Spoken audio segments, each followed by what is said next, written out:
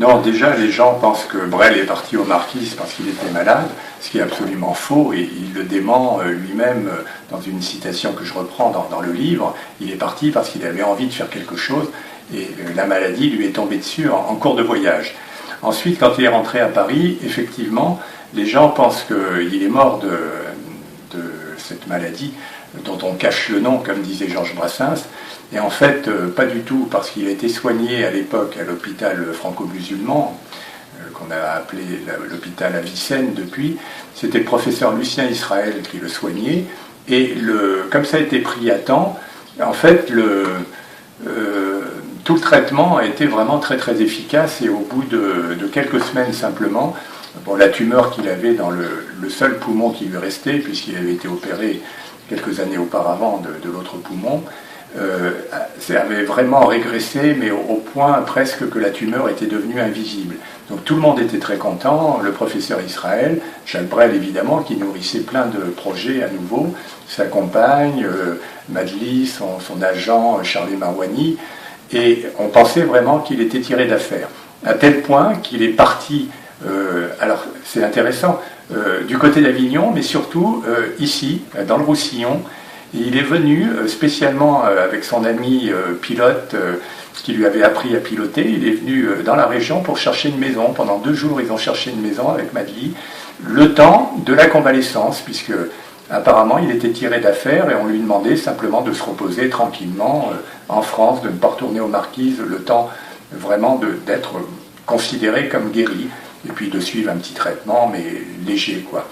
Et il est venu dans la région, il a cherché pendant 2 jours, il n'a pas trouvé la maison qu'il aurait aimé trouver pour cette convalescence, donc il est reparti à Paris. Et à ce moment-là, il a demandé à son ami Jean Liardon, le pilote suisse, donc qu'il avait formé, de venir le chercher au Bourget, parce qu'il avait envie d'aller se reposer à Genève pendant quelques jours, en sortant après le traitement à l'hôpital. Et Jean Liardon est venu le chercher, effectivement, mais c'est à ce moment-là que les choses se sont compliquées et ont entraîné ce qui allait provoquer sa mort. À savoir que le jour où il a voulu partir pour Genève, sachant que les paparazzis le pourchassaient depuis longtemps, ils l'ont pourchassé quand il est parti en bateau au début, ils l'ont pourchassé quand il a enregistré son album en septembre-octobre 1977, et certains même ont annoncé sa mort.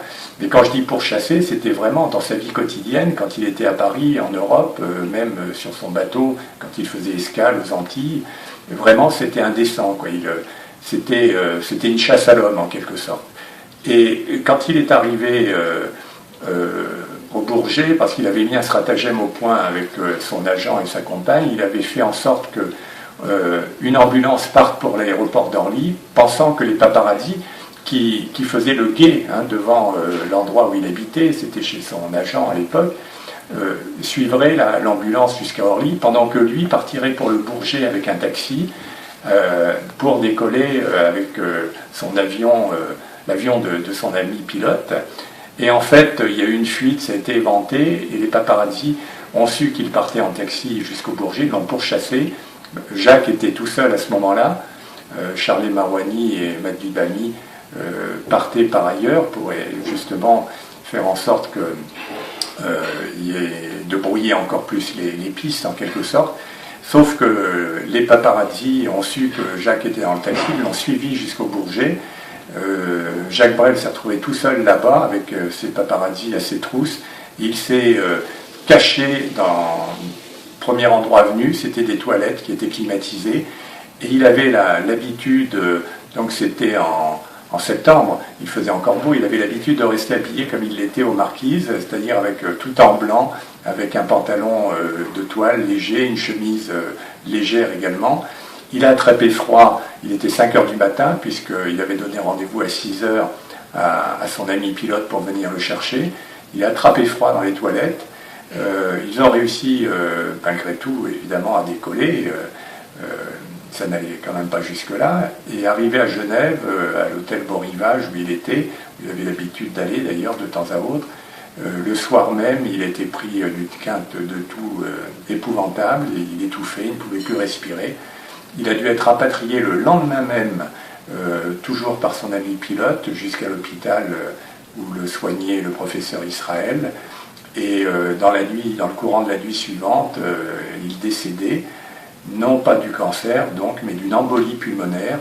Et ça a été confirmé par le professeur Israël, c'était confirmé par son agent Charlie Marouani, qui aujourd'hui encore estime que les paparazzis sont directement responsables de sa mort et que s'il n'y avait pas eu cette chasse à l'homme, Jacques Brel n'aurait pas pris froid, il n'aurait pas attrapé cette embolie pulmonaire et que vraisemblablement il aurait vécu encore des années et même, ça c'est l'un des témoignages que j'ai recueillis à Ivaoa, il aurait publié encore au minimum un autre album.